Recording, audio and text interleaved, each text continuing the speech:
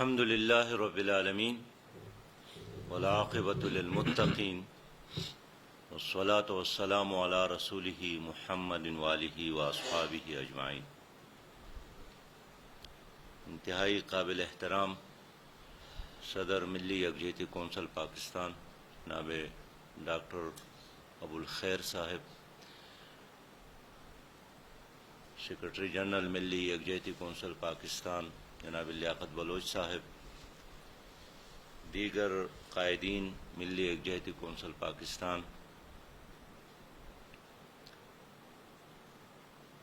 آپ لوگوں کا بہت شکریہ کہ اتنے مختصر اطلاع پر آپ لوگ سب جمع ہو گئے ہیں اور بہت ذمہ داری کا ثبوت دیا ہے۔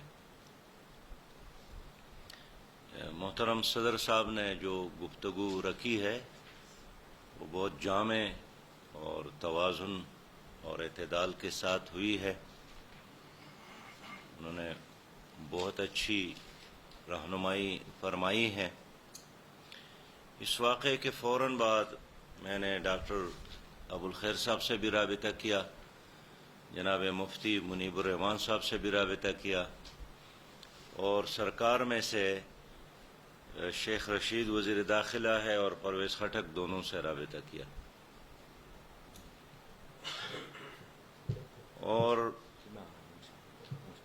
سرکار کو سمجھانے کی کوشش کی کہ آپ لوگوں کے بہت چھوٹے مقاصد ہے لیکن اس کے لیے بہت بڑا نقصان کر رہے ہیں عوام کا، ملک کا، اور اس وقت آپ لوگوں نے بالکل جائے پاکستان کو ایک تماشا بنایا ہے۔ لیکن جب ہم ماضی کو دیکھتے ہیں تو ہمیشہ ہمارے ملک کو جب بھی حکومت کو ایسی ضرورت ہوتی ہے تو کوئی نہ کوئی ایسی ایشوز کریٹ کر کے بین الاقوامی تعاون یا ڈالرز کی حصول یا کچھ اپنے راستوں کو کھولنے کے لیے ماحول بناتا ہے، اور اس وقت بھی حکومت جو FATF کے ساتھ الجھی ہوئی ہے اور ان کی ہر حکم بجا لا رہی ہے، اور ایک ایسا ماحول بنانا چاہتے ہیں کہ ہم تو مذہبی لوگوں کی وجہ سے بہت مشکل سے دو چار ہے، بس ہمارے ساتھ تعاون کرو ورنہ یہ لوگ چاہ جائیں گے اور قبضہ کر جائیں گے اور سوسائٹی کو یرغمال بنائیں گے۔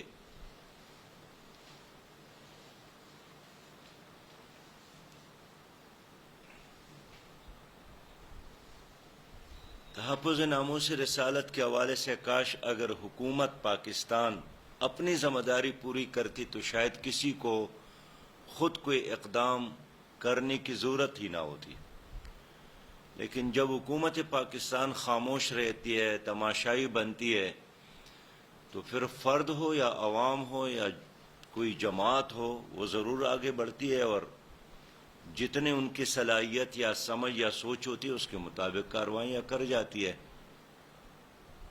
لیکن تحفظ ناموس رسالت کی اصل ذمہ داری تو حکومت کی ہے، اس لیے کہ پاکستان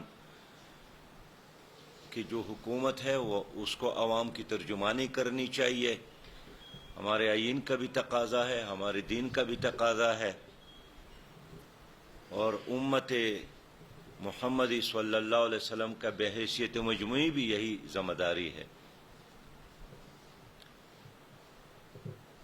تحریک لبیک والوں کے ساتھ جو معاہدہ کیا ہے حکومت نے،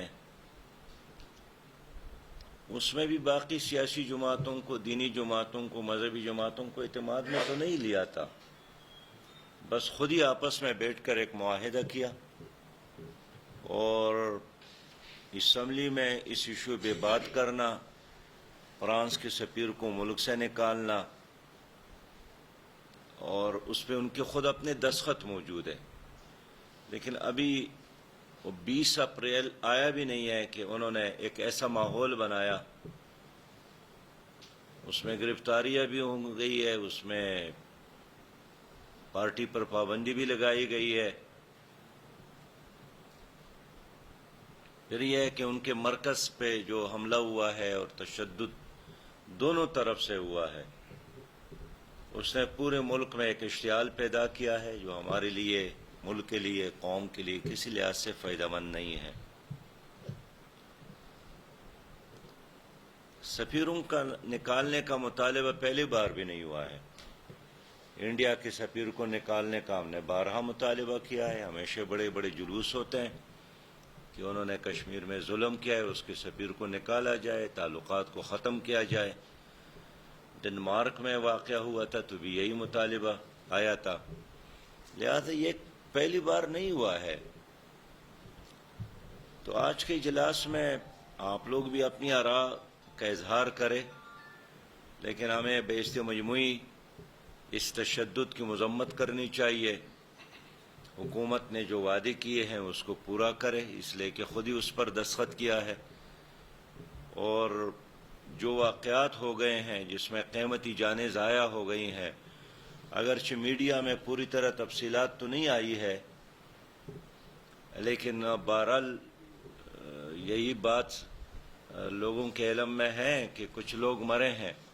وہ 6 لوگ ہیں یا 8 لوگ ہیں، اور کل بھی. تو ہماری طرف سے یہ ہے کہ جوڈیشل انکوائری ہو اور پوری صورتحال سے لوگوں کو آگاہ کیا جائے.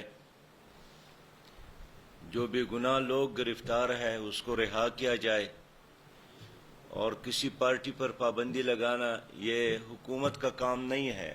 عدالت موجود ہے، الیکشن کمیشن موجود ہے.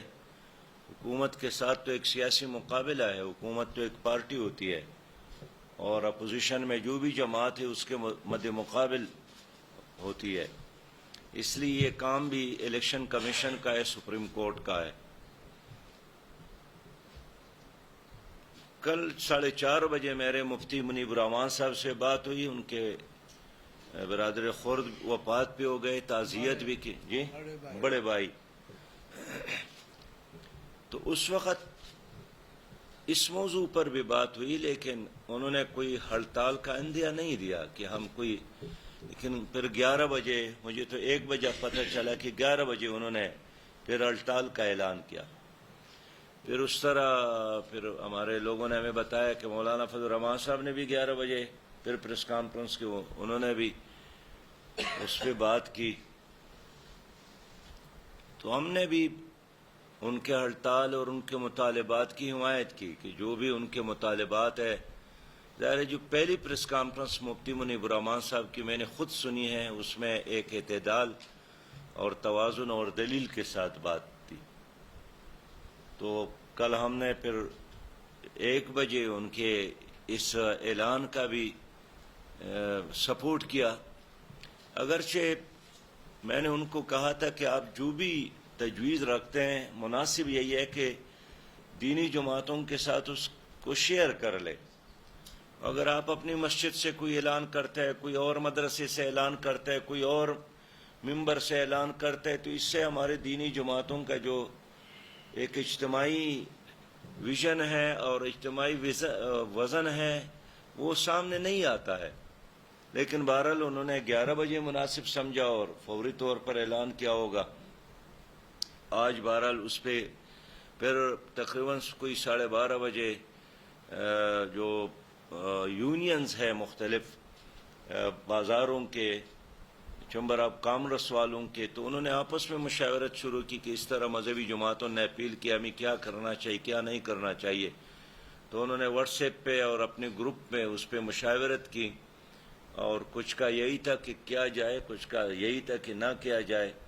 لیکن بہرحال اگر مفتی صاحب ہڑتال کا اعلان کرتے، اور کم از کم کل میرا ان کے ساتھ رابطہ ہوا، ایسا نہیں ہے کہ کوئی انہیں، یہ ان کا فرض تھا کہ ہمارے ساتھ شیئر کرتے. اگر اس وقت ان کے سوچ میں نہیں تھی تو بعد میں جب اس نے فیصلہ کیا، اور آج کل تو رابطہ کرنا کوئی مشکل کام نہیں ہے، لیکن بہرحال انہوں نے اعلان کیا. لہذا اس کاس کے خاطر، ایک اجتماعی ویژن کے خاطر ہم نے کہا کہ بالکل ٹھیک ہے کیا جائے. ان کے موقف کا، ان کے مطالبات کا ہم نے اعلان کیا۔ اس وقت آپ بزرگوں سے یہی عرض ہے کہ آپ اپنے رائے بھی دے دیں، لیکن بہرحال ہم چاہیں گے کہ جو گرفتار شدگان ہیں اس کو رہا کیا جائے، بے گناہ لوگ جتنے بھی ہیں ان کو رہا کیا جائے۔ ہمارے خود اپنے منصورہ سے لوگ نکلے ہیں اور گرفتار ہیں اور ریمانڈ پہ بھیجے۔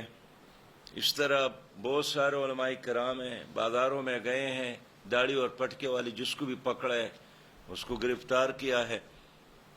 تو اس سے ماحول میں اشتعال میں اضافہ ہوا۔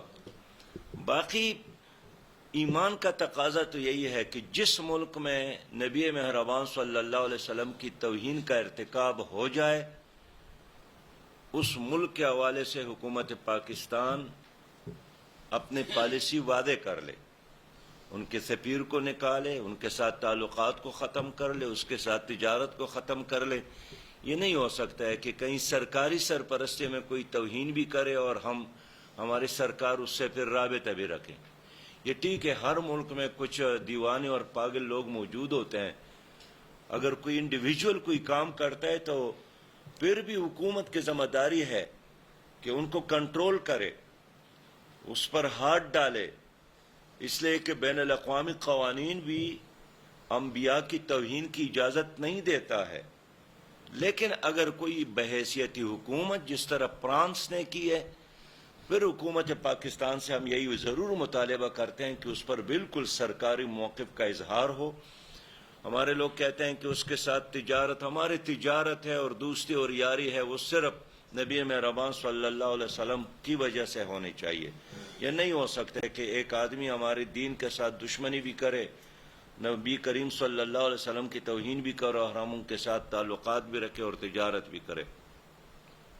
یہ جو چھوٹے موٹے مفادات ہے اس کے قربانی ہمیں دینا چاہیے۔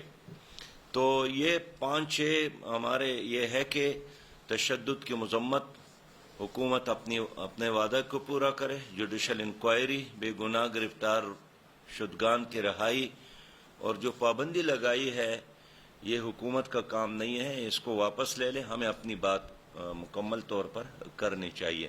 باقی جو صاحبزادہ ابوالخیر صاحب نے فرمایا ہے کہ دونوں طرف سے جو تشدد ہوئی ہے اس کے ہمیں حمایت نہیں کرنی چاہیے، قانون ہاتھ میں لینا یہ دشمن کا کام، اس میں مکمل ہوتا ہے، کاس کو اور مقصد کو نقصان ہوتا ہے۔ میں ایک بار پھر آپ سب لوگوں کا شکریہ ادا کرتا ہوں کہ آپ لوگوں نے بہت بروقت ایکشن کر کے اپنا اجلاس بلایا ہے۔ امید ہے انشاءاللہ اس مشاورت کے نتیجے میں ایک اچھا لائحہ عمل بن جائے گا۔